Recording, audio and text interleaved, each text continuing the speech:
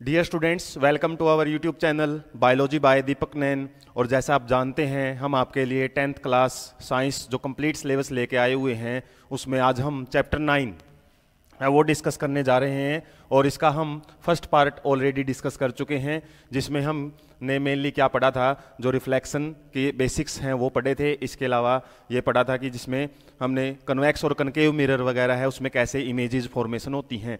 आज का जो हमारा मेनली पार्ट रहेगा वो मिरर के बेस पे जो भी न्यूमेरिकल्स हैं वो हम डिस्कस करेंगे। इसके अलावा यहाँ पे आपको ज़्यादा न्यूमेरिकल्स हम डिस्कस नहीं करेंगे। यहाँ पे आपको कोरिलेट करके समझाया जाएगा कि जो रे डायग्राम हमने समझे थे, इमेज फॉर्मेशन कैसे होती है जब हम ऑब्जेक्ट की पोजीशन को चेंज करते हैं, उसी बेस पे आपके न्यूमेरिकल्स हैं वो आपस में जुड़े हुए हैं। और यदि आपको इमेज फॉर्मेशंस हैं वो रे डायग्राम अच्छे से समझ में आए हैं, तभी आप इनके बेस पे जो न्यूमेरिकल्स है वो कर सकते हो। क्योंकि कई न्यूमेरिकल्स में आपको पूछा भी जाता है बाद में कि भाई आपने आंसर निकाल दिया, अब इसका रे डायग्राम भी बनाओ। तो कई बच्चे वहाँ पे कंफ्यूज हो जाते हैं, उनसे पता ही नहीं लगता कि रे डायग्राम बनेगा कैसे। अब यहाँ पे हमने आपने पता है फर्स्ट पार्ट में काफ़ी सारी जो कंडीशंस हैं वो देखी थी। 6 कंडीशन हमने कनकेव मिरर की समझी थी और 2 कंडीशन हमने कन्वेक्स मिरर की समझी थी। और उसी के बेस पे हम क्या कर सकते हैं, जो आने वाले अब न्यूमेरिकल्स हैं उनको सोल्व कर सकते हैं।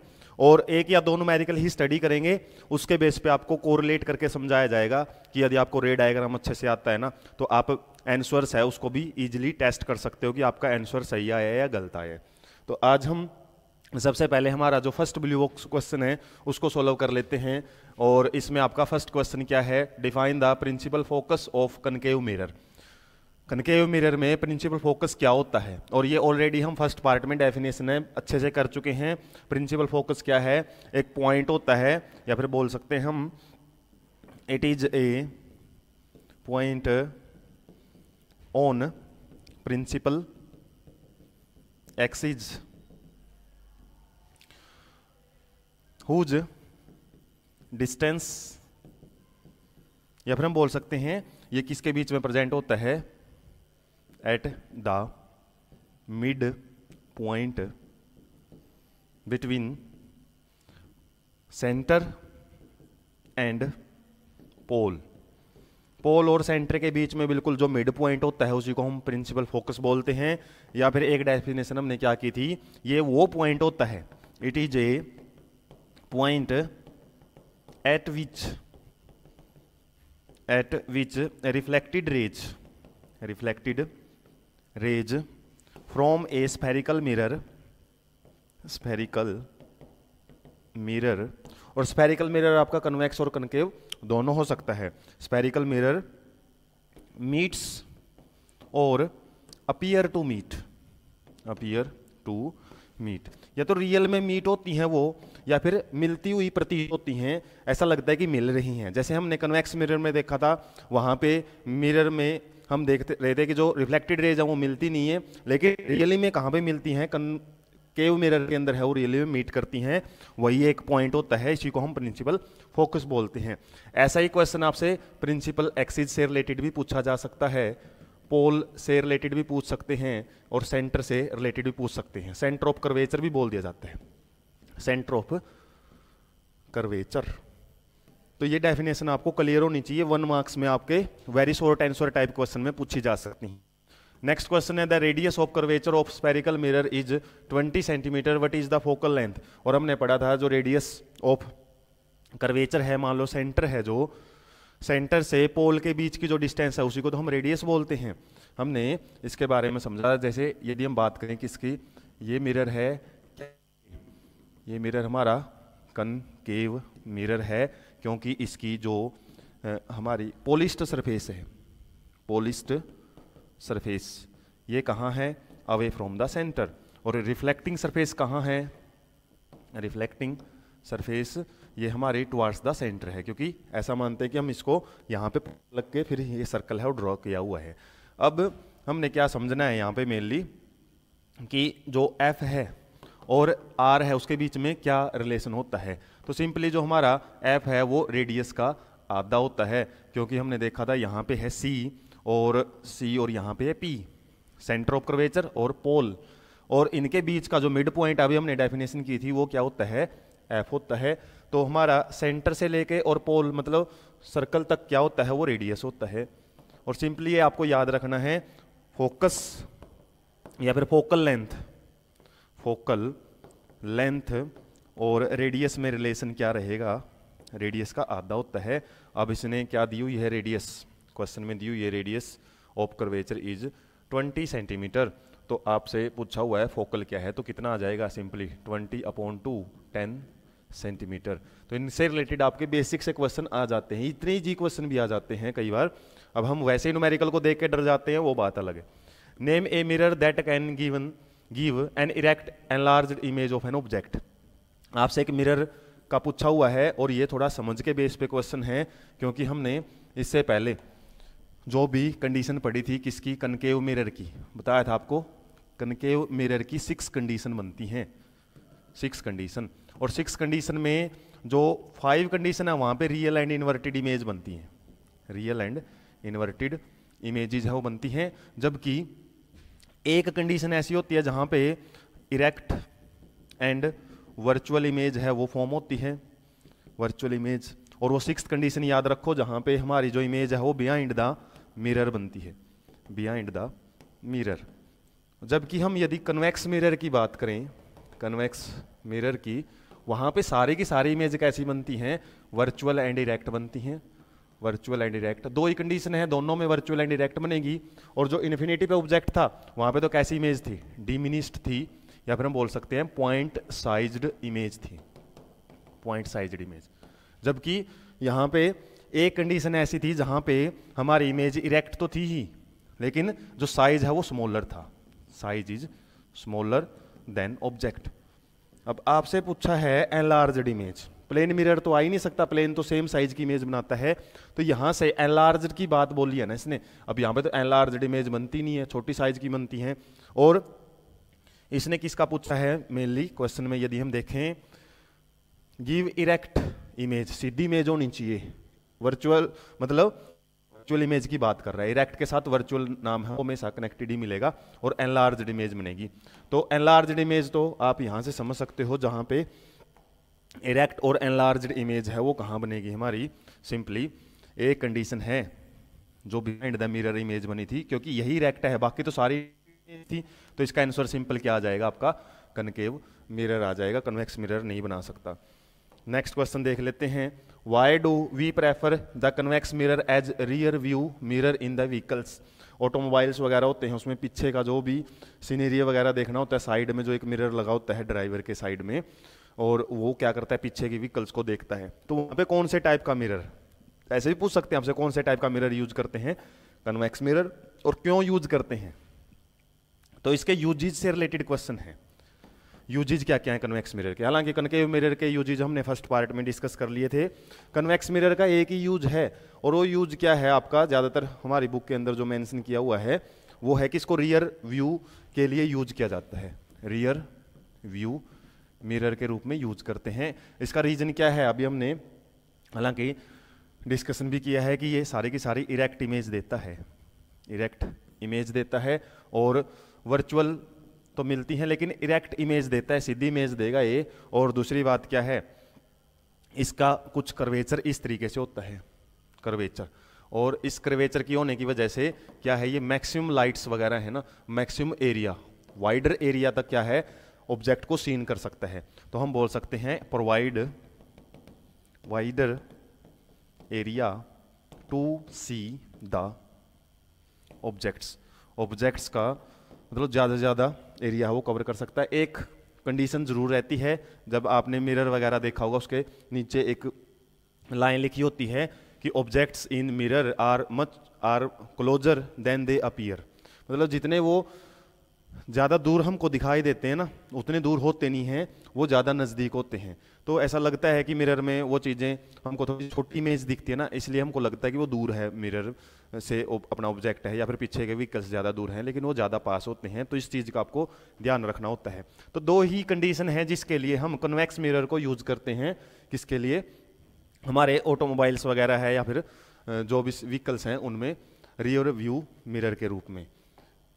तो नेक्स्ट है वो समझ लेते हैं साइन कन्वेंशंस। ये बड़ा ही इंपॉर्टेंट कॉन्सेप्ट है, बेसिक सा कॉन्सेप्ट है, कुछ रूल्स वगैरह हैं वो दिए हुए हैं। साइन कन्वेंशन का मतलब क्या क्या रूल्स हमने डिसाइड किए हुए हैं स्फेरिकल मिरर के लिए, और ये जो रूल्स हैं ये आपके न्यूमेरिकल सोल्व करने के लिए काम आएंगे। न्यूमेरिकल सोल्व करने के लिए यहीं से आपको समझ में आएगा कि u क्या होता है, v क्या है, h डैश क्या है, h क्या है, और u क्या होता है मेनली ऑब्जेक्ट की डिस्टेंस। ऑब्जेक्ट डिस्टेंस के लिए हम u वर्ड यूज करते हैं। v होता है इमेज डिस्टेंस के लिए, इमेज की डिस्टेंस, जबकि h डैश क्या होता है हाइट ऑफ इमेज, और h क्या होता है हमारा हाइट या फिर साइज ऑफ ऑब्जेक्ट। इसके अलावा f वर्ड भी यूज करेंगे हम, क्या होता है ये फोकल लेंथ होता है, फोकल लेंथ। अब ये मिरर इसने कोई ये नहीं दिया कि कन्वेक्स मिरर है, कनकेव मिरर है, सिंपली इसमें आपने क्या याद रखना है, जितनी भी डिस्टेंस, अब मिरर है तो जाहिर सी बात है इसकी जो रिफ्लेक्टिंग सरफेस है, रिफ्लेक्टिंग सरफेस के सामने ही ऑब्जेक्ट हमेशा लेफ्ट हैंड साइड में रखा जाता है। क्यों? क्योंकि जो इसकी रिफ्लेक्टिंग सरफेस है ना, रिफ्लेक्टिंग सरफेस ये इस साइड में मिलेगी आपको, और पॉलिश्ड सरफेस है, पॉलिश्ड सरफेस है वो हमारे इस साइड में ही बनाई जाती है ज़्यादातर केसेस में, left hand right hand side में। तो जितनी भी हमारी डिस्टेंस है रिफ्लेक्टिंग सरफेस या पोल से मेजर की जाती हैं, और वो लेफ्ट हैंड साइड में जितनी भी डिस्टेंस मेजर करेंगे वो हमारी नेगेटिव लेते हैं हम। जैसे कोऑर्डिनेशन वाला चैप्टर होता है मैथ में 9th क्लास में, उसमें हम पढ़ते हैं कि जो लेफ्ट हैंड साइड में बीच में 0 होती है ना वैल्यू, और लेफ्ट हैंड साइड में जाते हैं तो माइनस में वैल्यू होती है, यहाँ पे प्लस में होती हैं, ऊपर की तरफ पॉजिटिव वैल्यू होती है, नीचे की तरफ नेगेटिव। वही सेम कॉन्सेप्ट है, यहाँ पे पोल है ना, इसको हम 0 मानेंगे। अब 0 से इस साइड में आओगे ना सारी वैल्यू नेगेटिव ली जाएंगी।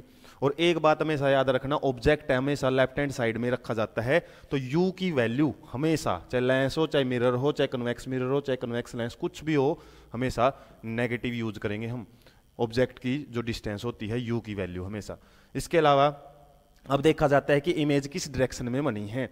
अब जैसे हमने 6 कंडीशन पढ़ी थी, उनके अंदर जितनी भी इमेज बनी थी रियल एंड इन्वर्टेड इमेज जितनी भी हमने देखी हैं वो सारी इसी साइड में बनी थी, तो v की वैल्यू है इस साइड में यदि हमारी इमेज बनती है। मिरर के केस की बात कर रहा हूँ मैं, लेंस में थोड़ा अलग हो जाता है। तो मिरर के केस में जितनी भी रियल एंड इन्वर्टेड इमेज बनती हैं, रियल एंड इन्वर्टेड इमेज, वो सारी नेगेटिव वैल्यू आएंगी। जब न्यूमेरिकल सोल्व करेंगे तब भी आप मैच करके देख लेना कि किस तरीके से नेगेटिव में आंसर आएगा। कई बार हमारा आंसर पॉजिटिव में आ जाता है तो इसका मतलब वहाँ पे गड़बड़ी हमने की है। और पॉजिटिव में आया है तो किसके लिए आया है, मिरर के पीछे वाली साइड में यदि इमेज बनी है ना, वो आपकी वर्चुअल एंड इरेक्ट इमेज है वो बनी है। Virtual and erect image mirror के केस में यदि हम बात करें उसकी वैल्यू पॉजिटिव आएगी, किसकी, v की, और ये v की वैल्यू यहाँ पे नेगेटिव आती है।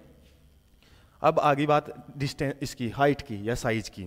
अब ऑब्जेक्ट है वो प्रिंसिपल एक्सिस के ऊपर रखा जाता है, तो ऑब्जेक्ट की h हमेशा ही आपको पॉजिटिव मिलेगी। ऑब्जेक्ट की हाइट क्योंकि ऊपर की तरफ रखेंगे, और इमेज की जो इन्वर्टेड होती है इमेज, जितनी भी इन्वर्टेड इमेज हैं वो नीचे की तरफ बनेंगी, उल्टी बनेंगी। तो जितनी भी उल्टी इमेज बनती हैं वो आपकी उसके लिए h डैश की वैल्यू वो नेगेटिव रहती है। जबकि इरेक्ट जो इमेज है, इरेक्ट मतलब सीधी इमेज है, ऊपर की तरफ बनी है, ऊपर की तरफ बनी है, तो उस केस में जो हमारी h डैश की वैल्यू है वो पॉजिटिव रहती है। किसके केस में, वर्चुअल एंड इरेक्ट के केस में। ये फिलहाल मिरर के केस में आपको याद रखना है। लेंस में थोड़ी सी जो रियल एंड इन्वर्टेड इमेज है ना वो पॉजिटिव साइड में बनती हैं लेंस के केस में यदि हम बात करें। मिरर के केस में आपको याद रखना है रियल एंड इन्वर्टेड इमेज है ना, इस लेफ्ट हैंड साइड में बनने की वजह से नेगेटिव वैल्यू यूज की जाती है। तो यही दिया डिस्टेंस जितनी भी लेफ्ट हैंड साइड में है, तो कहने का इसका मतलब ये कि ऑब्जेक्ट तो हमेशा ही नेगेटिव लेना है आपने। ऑब्जेक्ट की डिस्टेंस है जो यू की वैल्यू ऑलवेज नेगेटिव। और उसके बाद एक चीज और आपने ध्यान देनी है, यदि आपका जो मिरर है वो है हमारा कनकेव मिरर, तो कनकेव मिरर का जो सेंटर किस साइड में आएगा हमारा, जब बनाएंगे हम डायग्राम तो जाहिर सी बात है वो लेफ्ट हैंड साइड में आएगा। तो इसका जो एफ है वो नेगेटिव लिया जाएगा कनकेव मिरर का। और कन्वेक्स मिरर कैसे बनाते हैं हम, इस तरीके से, क्योंकि ऑब्जेक्ट तो हमको इसी साइड में रखना है, तो इसका जो सेंटर है वो कहाँ आएगा, राइट हैंड साइड में, तो इसकी जो फोकल लेंथ है वो पॉजिटिव आएगी। तो ये आपने यहाँ पे समराइज क्या करना है, u is always negative, u हमेशा ही नेगेटिव आएगा।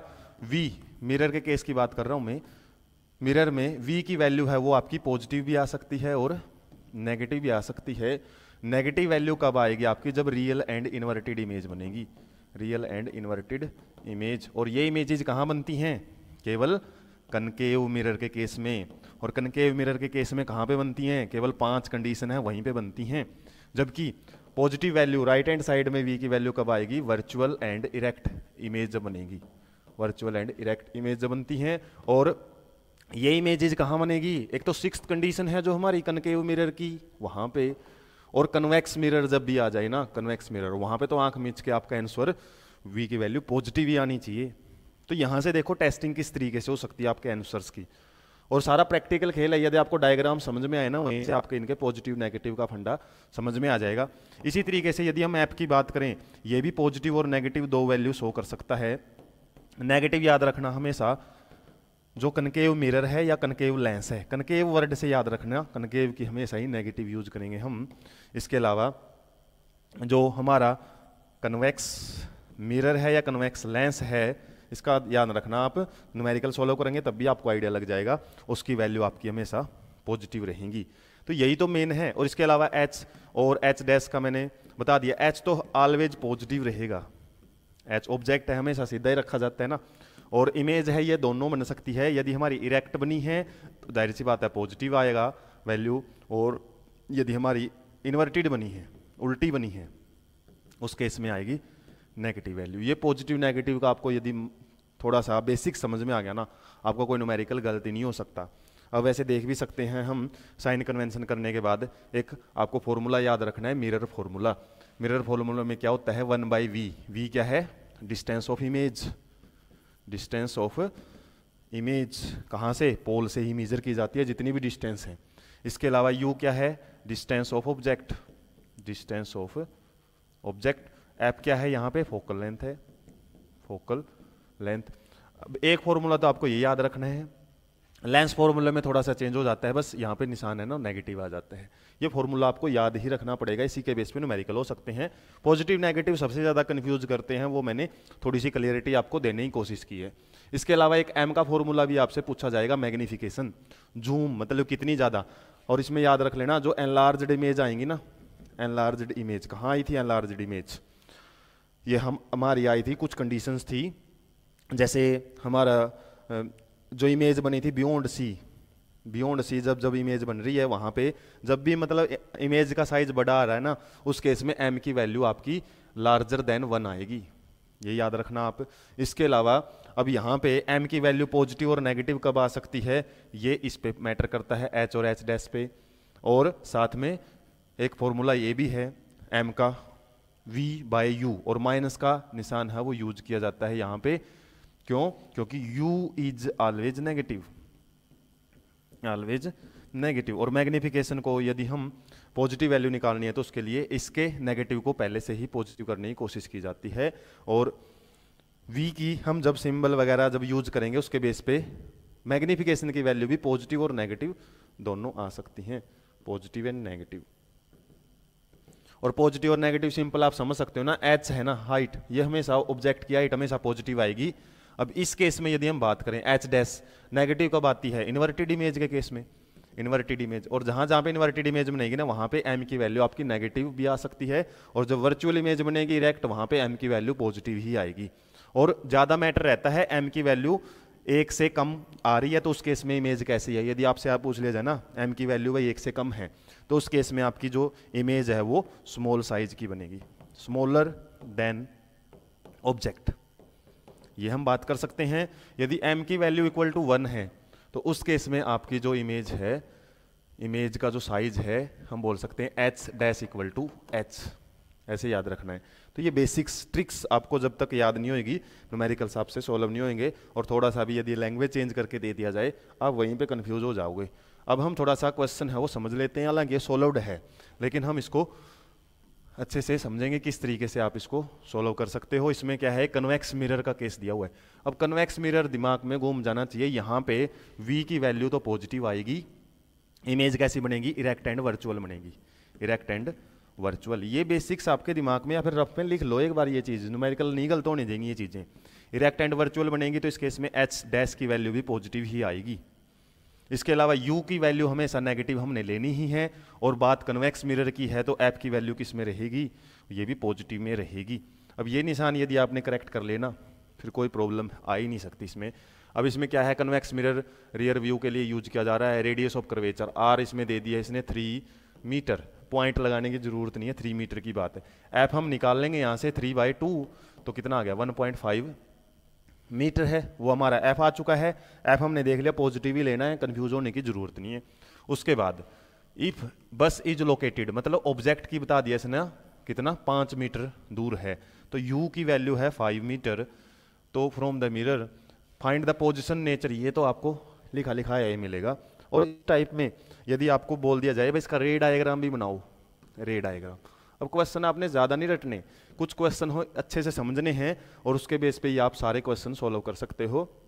अब यदि यहाँ से भी केवल इसने रे डायग्राम पूछ लिया ना, वहीं से भी आप बना सकते हो। केवल रे डायग्राम भी पूछ ले भाई, बोले न्यूमेरिकल मत करो सोल्व आप, तो रे डायग्राम में पहले तो बात करिए किसकी, कन्वेक्स मिरर की। और यहाँ पे इसका रेडियस दिया हुआ है इसने कितना 3 मीटर दिया है रेडियस, एप कितना है 1.5 मीटर, और इसने बोला है ऑब्जेक्ट कितना है हमारा 5 मीटर।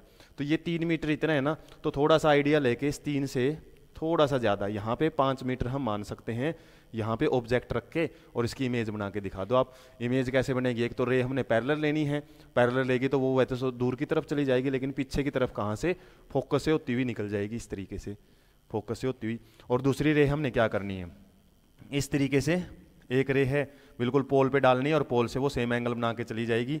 और यहाँ से इस तरीके से हम जो इमेज है, इमेज कैसे बनाते हैं मेनली उसके लिए ध्यान रखा जाता है सी का, या हम यहाँ पे यूज़ नहीं करेंगे हालांकि पोल वाला। इसके लिए हम क्या करते हैं, इसमें आप थोड़ा सा करेक्शन करने की कोशिश करना, यहाँ पे हम सी की तरफ है, सी की तरफ यदि कोई रेज डालते हैं ना सी से होती हुई, तो उसी सेम ट्रैक से वापस चली जाती है वो सेम से। लेकिन पीछे की तरफ मिलाओगे तो वो कहाँ पे जाके मिलेगी आपकी, हम बात करें तो वो दोनों रेज है ना वो लगभग यहाँ पे मिलती हैं बिटवीन पी एंड एफ।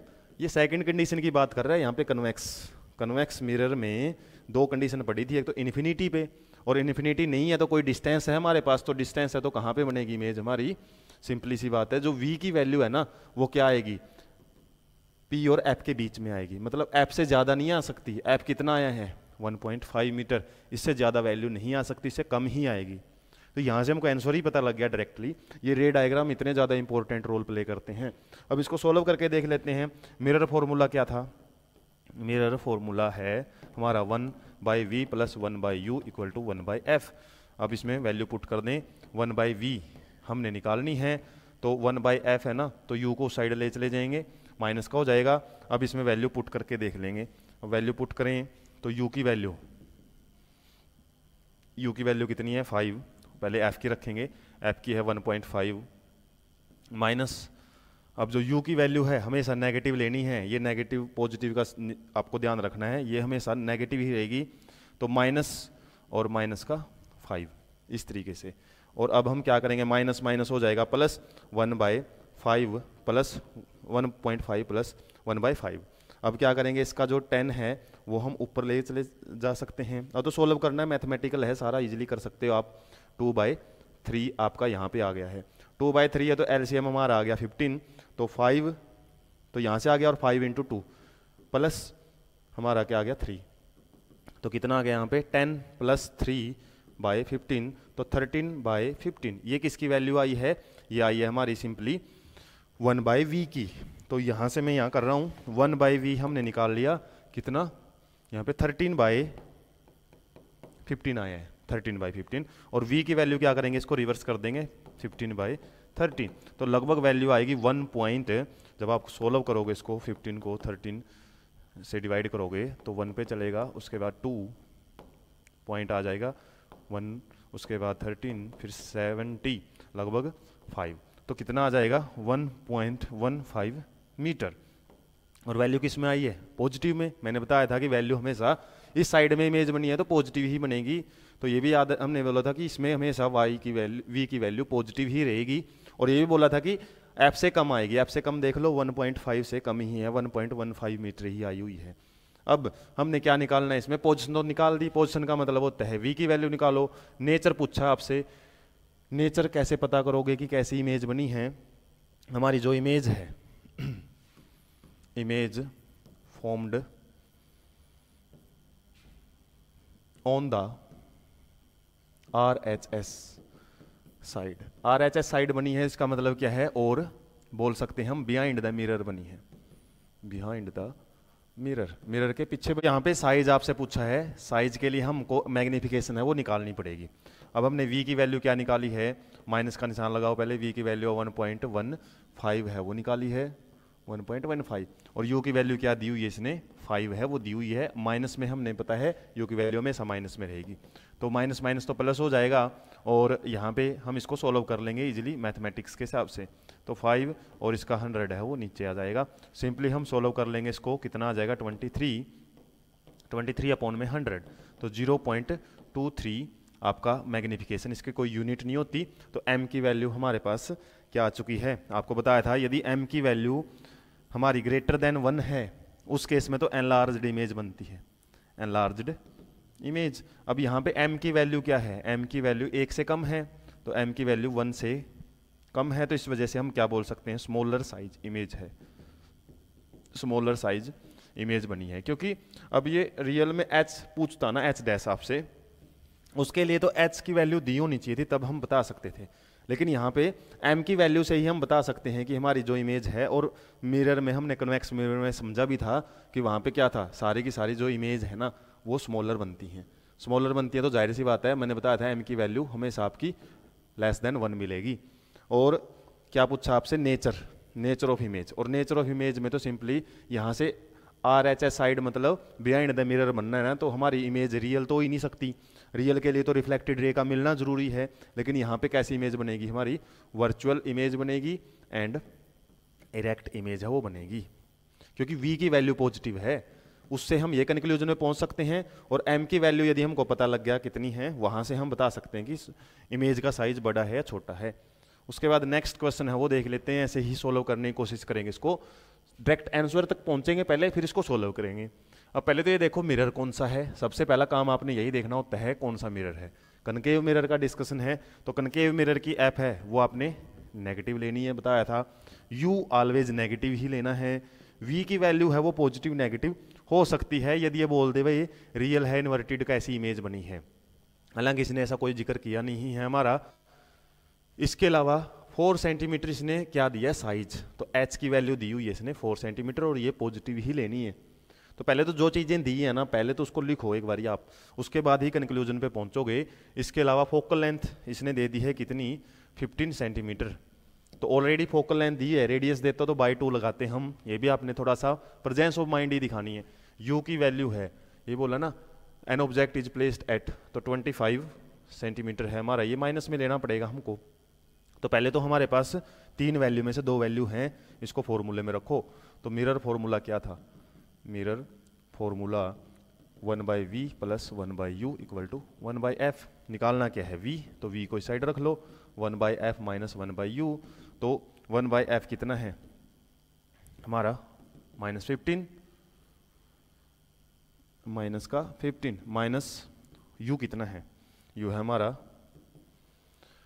25, और यहाँ से माइनस माइनस हो गया प्लस, तो 1/15 माइनस का है, ये हो गया 1/25। एलसीएम कितना आ जाएगा इनका 75 है, वो आ सकता है।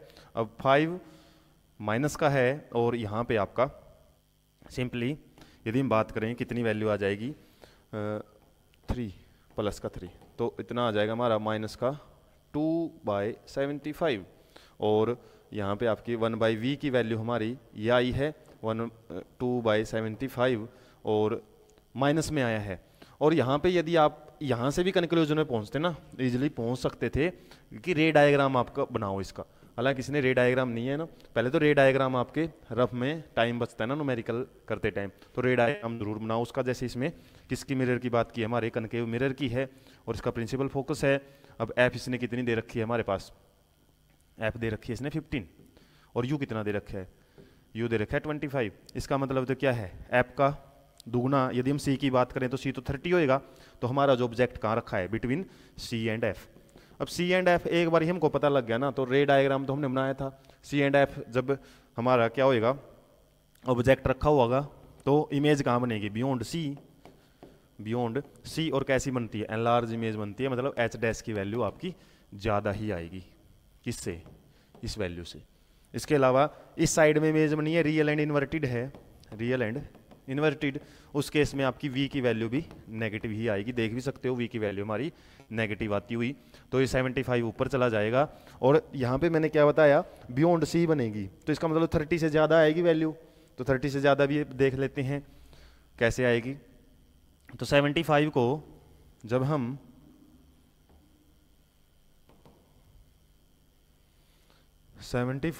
जब हम 2 से डिवाइड करेंगे तो उसके बाद क्या आएगी वैल्यू, सिंपली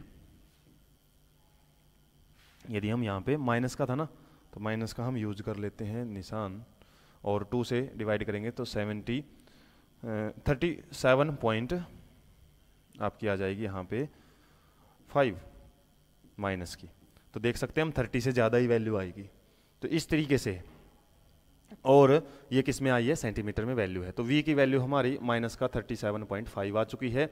अब हम क्या निकाल सकते हैं यहाँ से, अलग से मैं बताऊँ आपको, m का फॉर्मूला क्या था, माइनस का v बाई यू।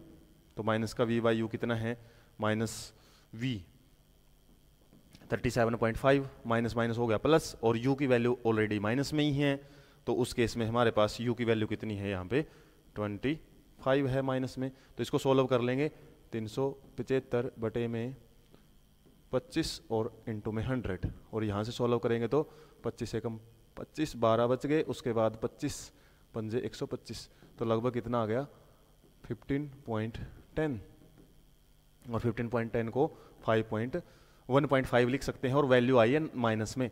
m की वैल्यू माइनस में यदि आपको मिल रही है, जाहिर सी बात है किसके लिए आई है, वो इन्वर्टेड इमेज के लिए आई है। मैंने बताया था ना, इन्वर्टेड इमेज में h डैश की वैल्यू नेगेटिव ही आएगी आपकी। अब कैलकुलेट भी कर लो बेशक, इसको कैलकुलेट कैसे करेंगे, m की वैल्यू आई है हमारी 1.5 माइनस में आई है, और ये फॉर्मूला एक और होता है h डैश अपॉन में h की वैल्यू कितनी दी थी 4, तो h डैश की वैल्यू कितनी आ गई, h को हम उस साइड ले जाएंगे इंटू में m, तो h की वैल्यू 4 इंटू 1.5 माइनस का है, तो कितना आ जाएगा 6 आ जाएगी वैल्यू माइनस में। और m की वैल्यू माइनस में शो करती है कि हमारी इमेज है ना वो इन्वर्टेड बनी हुई है भाई, इन्वर्टेड इमेज है। और बताया था मैंने बड़ी बनेगी इमेज। ऑब्जेक्ट कितना था, ऑब्जेक्ट था आपका 4 सेंटीमीटर का, और जबकि यहाँ पे इमेज कितनी बनी है 6 सेंटीमीटर की है इमेज, वो बनी है एनलार्ज इमेज बनी है, एनलार्ज इमेज का फॉर्मेशन हुआ है। रियल एंड इन्वर्टेड है, रियल एंड इन्वर्टेड क्यों है रियल एंड इन्वर्टेड, आपको तो चलो रे डायग्राम से पता लग गया, लेकिन कैलकुलेशन से कैसे बताओगे, क्योंकि v की वैल्यू क्या आई है, नेगेटिव आई है, वहां से आपको पता लग जाना चाहिए कि रियल एंड इन्वर्टेड इमेज में। और इन्वर्टेड भी यदि आपसे पूछे कैसे आई है, यहाँ पे हमारी m की वैल्यू है वो नेगेटिव आई है, इसलिए सिंपली बात है। और लास्ट में तो हमने h डैश निकाल ही दिया ना, वो वैल्यू भी नेगेटिव आई है, उसका मतलब है इन्वर्टेड। एनलार्ज कैसे पता लगा, एनलार्ज में m की वैल्यू हमारी ग्रेटर देन 1 है, देखा था ना 1.5 आई है, एक से तो ज़्यादा ही है। नेगेटिव पॉजिटिव का मत कंफ्यूज हो जाना कि माइनस का 1.5 तो एक से छोटा होता है, ये जो निशान है उस वो हमारी न्यूमेरिकल वाली वैल्यू की बात नहीं, नेगेटिव पॉजिटिव, ये तो केवल h डैश की बात की कर रहा है, नेगेटिव पॉजिटिव। तो ये एक से ज़्यादा है, चाहे वो नेगेटिव में हो चाहे पॉजिटिव में हो, वहाँ पे मैग्निफिकेशन आपकी ज़्यादा, इसका मतलब एनलार्ज इमेज है। तो ऐसे एक क्वेश्चन को भी ऐसे आपने हर जगह से निचोड़ लिया ना, तो आप हर टाइप का क्वेश्चन है वो सोल्व कर सकते हो। एग्जामिनर चाहे कितनी बार उसकी स्टेटमेंट है उसके साथ छेड़खानी करता रहे। नेक्स्ट बढ़ लेते हैं हम, जो कि आज के लिए हमारा लास्ट ब्लू बॉक्स ही रहेगा, और बाकी के क्वेश्चन हम फर्दर एक्सरसाइज में काफ़ी क्वेश्चन हैं वो भी सोल्व करेंगे आराम आराम से। तो क्वेश्चन नंबर फर्स्ट है, find the focal length of the convex mirror whose radius of curvature is. तो कन्वेक्स मिरर की बात कर रखी है ना, तो कन्वेक्स के लिए f की वैल्यू क्या आएगी, पॉजिटिव आएगी, और इसमें रेडियस दिया है ना इसने, तो 32 सेंटीमीटर है, तो f की वैल्यू क्या आ जाएगी 16 सेंटीमीटर आ जाएगा। ये तो सिंपल सा क्वेश्चन है। अब इस पे आओ, एक कनकेव मिरर की बात चल रही है यहाँ पे, produces 3 times magnified enlarged real image. अब यहाँ पे जाना है हमने, रियल इमेज बन रही है हमारी, और कैसी बन रही है 3 टाइम्स लार्जर बन रही है। और ये कंडीशन किसकी है, लगभग एनलार्ज इमेज हमने यहाँ पे अभी पढ़ा भी था, 3 टाइम्स इमेज बियॉन्ड सी बनती है, लगभग बियॉन्ड सी, क्योंकि सी के बाहर तो फिर इन्फिनिटी पे बनती है इमेज, तो वो तो बहुत ज़्यादा टाइम्स हो सकती है हमारी। बियॉन्ड सी का कॉन्सेप्ट यहाँ पे आया हुआ है, तो इसमें ऑब्जेक्ट की डिस्टेंस इसने यू दे दी कितनी 10 सेंटीमीटर, तो जाहिर सी बात है तो माइनस में लेनी पड़ेगी ना, और रियल एंड इन्वर्टेड इमेज है तो इसमें पूछा है where the image is located. तो रियल इमेज कहाँ बनती है हमारी, नेगेटिव, मतलब लेफ्ट हैंड साइड में बनती है, तो वैल्यू हमारी नेगेटिव में आनी चाहिए। इसने और कुछ नहीं दिया ना, इसने एफ दिया यहाँ पे। अब एफ के चक्रों में उलझ जाओगे तो फिर तो न्यूमेरिकल नहीं होएगा सोल्व, कि वो मिरर फॉर्मूला लगाएंगे तब हम वी की वैल्यू फाइंड आउट करेंगे। तो यहाँ पे आपसे 3 टाइम्स दे दिया ना, तो ये एम की वैल्यू आ गई आपकी 3 टाइम्स। तो 3 आया हमारे पास एम की वैल्यू। उसके बाद सिंपली किसका पूछा इसने, तो एम की वैल्यू क्या पढ़ी थी हमने, -v/u। तो v हमसे पूछा है कितनी है, u की वैल्यू कितनी आई हुई है इसमें, यदि हम बात करें 10 माइनस का 10, माइनस के साथ माइनस कट आउट हो गया है वैसे तो यहाँ पे, और इसके अलावा जो 3 है वो यहाँ पे सिंपली m की वैल्यू दी हुई है, तो v की वैल्यू क्या आ गई 3 × 10 = 30 सेंटीमीटर। अब रियल है तो ये नेगेटिव में आएगी। तो एक चीज आपकी वैल्यू जब ले रहे हो ना इसमें 3 टाइम्स, तो रियल है ना, रियल के केस में आपको पता है उल्टी इमेज बनती है, तो यहीं पे आप -3 लेके भी चल सकते हो। भाई m की वैल्यू -3 है, क्यों है, क्योंकि आपने रियल एंड इन्वर्टेड इमेज यहाँ पे बोल दिया है। रियल और इन्वर्टेड, या फिर बोल सकते हो इन्वर्टेड इमेज है ना, उसके लिए हम माइनस का निशान पहले यूज कर लेंगे, और यहाँ पे माइनस का निशान यूज करोगे ना, फिर आपका जो v की वैल्यू है माइनस में ही आएगी। तो माइनस में यदि आप इसका आंसर निकाल के आते हो, रियल में है तो लास्ट में लिख दो भाई रियल में है इसलिए माइनस में v आएगा। और यदि यहाँ पे v आपका माइनस में नहीं आ रहा, वहाँ पे आपने गलती क्या की है, फिर 3 टाइम्स इसने तो बोल दिया, नेगेटिव पॉजिटिव का कोई जिक्र नहीं किया इसने। तो नेगेटिव पॉजिटिव के लिए आपको खुद समझना पड़ेगा कि रियल की बात चल रही है ना, इन्वर्टेड भी बनी है। तो इन्वर्टेड है तो मैंने बताया था m की वैल्यू नेगेटिव हमेशा तब आएगी जब इन्वर्टेड इमेज बनती है, इन्वर्टेड इमेज। और इन्वर्टेड किसके साथ जुड़ा हुआ है, हमेशा रियल के साथ। तो कुछ 2-4 चीजें होती हैं जो आप एक दूसरे के साथ कोऑपरेट करके या कोरिलेट करके चलते हो, तो आपके आंसर सही इजीली सोल्व हो जाते हैं। तो न्यूमेरिकल से हमको घबराना नहीं है, ऐसे ही इंटरेस्टिंग न्यूमेरिकल्स हमने लेंस के भी करने हैं और एक्सरसाइज क्वेश्चन को भी करना है, और हमने पहले अच्छे से हर एक चीज को सोल्व करना है, और चीज़ों को ध्यान में रखते हुए फिर न्यूमेरिकल्स आपके लिए टिप्स का काम बन जाएंगे। आप उनसे दूर नहीं भागोगे, आप उनको ज़्यादा से ज़्यादा प्रैक्टिस करने की। उसके बाद तो न्यूमेरिकल आपसे दूर भागेंगे डरते हुए, और आप उनको इजीली है सोल्व करने के लिए उनके पीछे भागोगे। अब क्या उल्टा है, अब न्यूमेरिकल्स आपके पीछे भाग रहे हैं, आप डरते हुए मुंह छिपाते हुए आगे आगे भाग रहे हैं। तो ऐसे यदि न्यूमेरिकल्स को हम हर एंगल से, हर एस्पेक्ट से उसको अप्रोच करते हैं ना, तो आपके आंसर्स आपको पहले से ही पता लग जाते हैं। उसके बाद सिंपली आपको प्रैक्टिस कर करके उसका आंसर निकालना होता है, फिर मज़ा भी आता है न्यूमेरिकल करते टाइम। तो इसी तरीके के इंटरेस्टिंग सेशन के लिए आप चैनल के साथ जुड़े रहें, और ज़्यादा से ज़्यादा यदि वीडियो आपको पसंद आती है अपने दोस्तों के पास भी जरूर शेयर करें। Thank you so much.